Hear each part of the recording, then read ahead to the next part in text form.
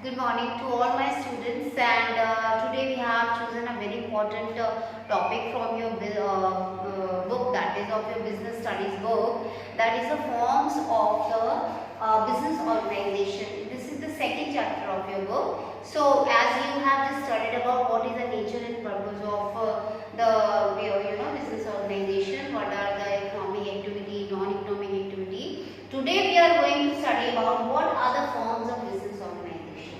So before that, I just want to start with these important lines with the introduction, that is, a business undertaking is an organization which is engaged in some business or commerce activities. So what do we mean by the business undertaking? Business undertaking is a kind of the organization. Organization is it is a kind of the organized body which is actually concerned with any of the business or also the commerce activity. So we can say that the business undertaking are actually coming or taking different kind of any kind of the business as well as also the commerce activity. So commerce activity means it is actually whatever you are actually, the commerce activity is actually the supporting system of the business. Once business means it kind of business can be of any kind. You are producing something, you are manufacturing something, or also business can be of supporting the other business. So also the commerce activity, any kind of commerce activity is also coming to the business undertaking.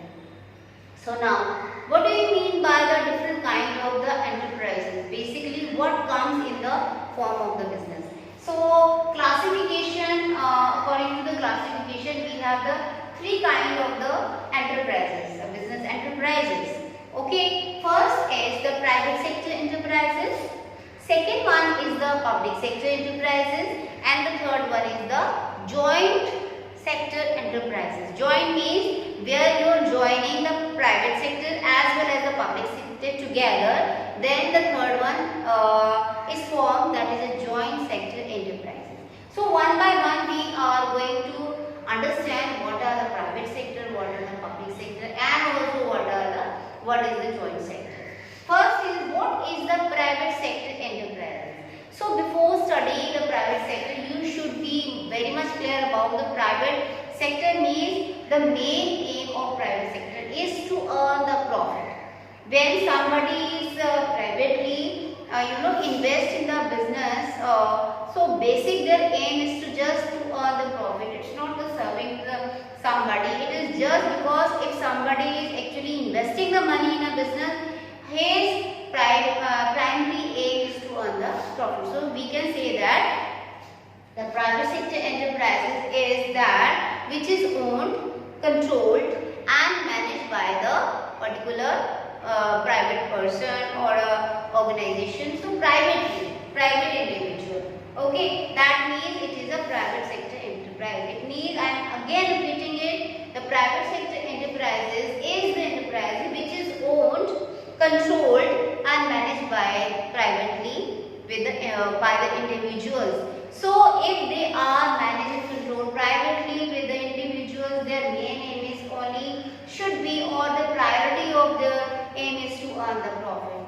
So what are the example of the private sector enterprises? These are the Reliance India Limited, you can say Tata Company, Birla Company, Wipro Company. These all are you can say the example of the private sector enterprises. Okay. Second one is the public sector enterprises. Public sector enterprises are owned, controlled and managed by the central or the state government. These are managed by the central or the state government, and its main aim is not the profit earning or something, but their main aim is to survey. Okay, the main motive of the enterprise, this kind of enterprise is to survey. So what are the example of the public sector enterprises? These are Steel Authority of India, or you can say also the Gas Authority of India is also the part of the public enterprise sector enterprises. Also LIC is also the part of the public sector enterprises. So next is the joint sector enterprise. Joint sector enterprise is actually which are owned, managed and controlled by jointly. It means that both will take the part in the joint sector enterprise. Either they are private sector or the public. Both come together. How they will do it? The day-to-day working lies in the hands of the private entrepreneurs, and whereas the government control and supervise. It means all the working is the hand, the day-to-day working is the hands of the private sector enterprises. They have to look over how the work is to be done. They have actually manage all the work, but the overall control is managed by the government authority, either by the central or the state, and also they have to supervise with the different kinds of the time they can supervise. They can see how the work is done by the private sector. So these are called the joint sector enterprise. What are the examples? You can say the Maruti Udyog Limited and the Cochin refineries are the examples of the joint sector enterprise. So these are actually the sectors, different kind of sectors. Again we are going to classify the further. If we talk about the private sector enterprise, the private sector enterprise is again divided into different forms and a type of the organization. What are the different forms and type of organization which the private sector enterprise? These are: first is the sole proprietorship. First is the sole proprietorship. Second one is the joint Hindu family business. Third one is the partnership. Fourth is the cooperative organization. Fifth one is the joint stock company.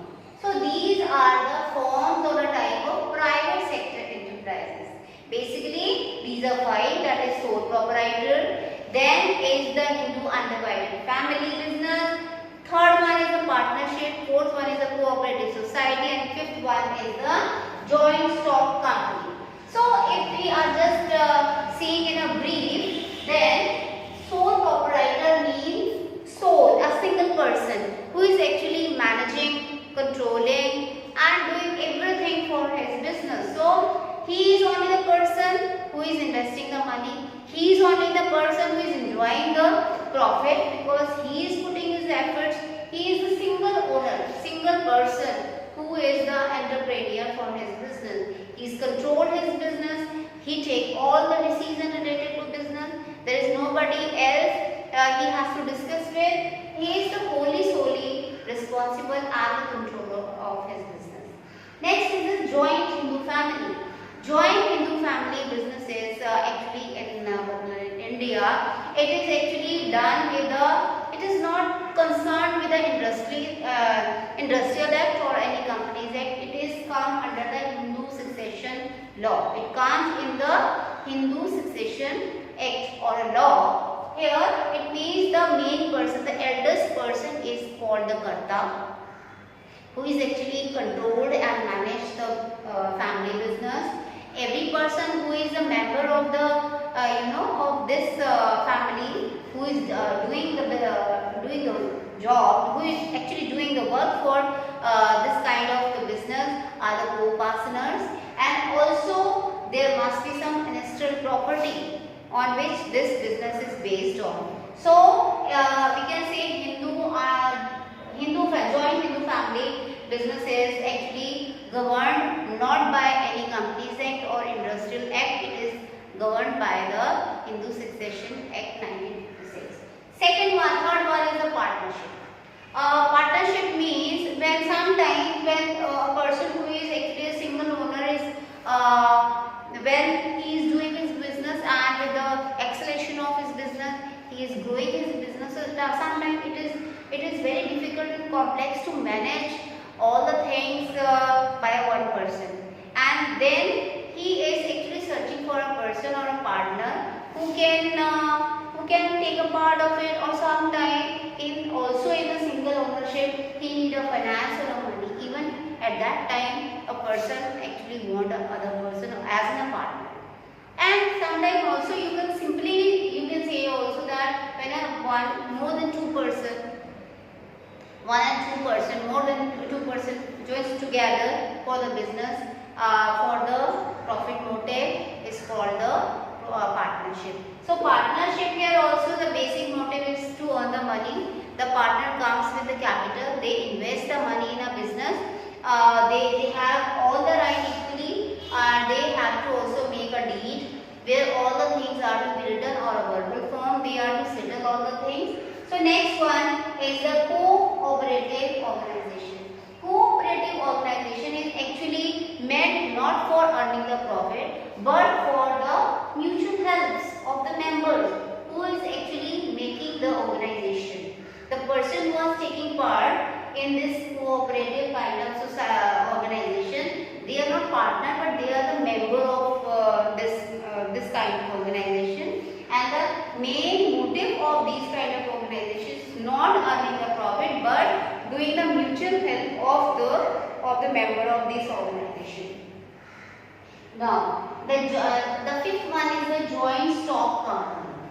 Joint stock company is a very popular for the business because here it is actually enjoy the more capital.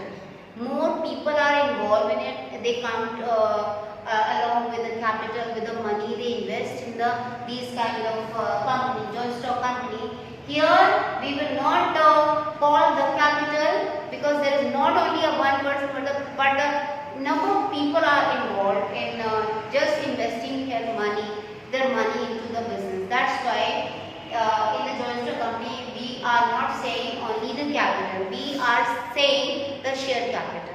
So there are so many people who shared his part in the share capital, okay. So in this also, because here there is no problem of the finance or the capital, that's why they can hire the good expertise for the business, they can hire the good management or a manager, the experienced manager, they can also enjoy the good technology, the latest technology. So this is all about the type and form of the private sector enterprises. So today we have studied about the forms of business organization.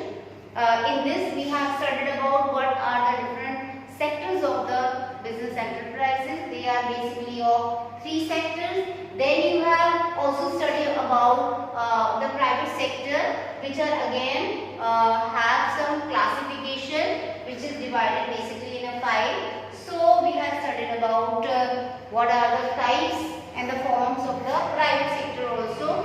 So in the next lecture we will proceed what are the different types and also what are their advantages, their features and limitations. So this is all for today. We will again meet in the next lecture. Till then I am saying good luck to all my students out there. Thank you.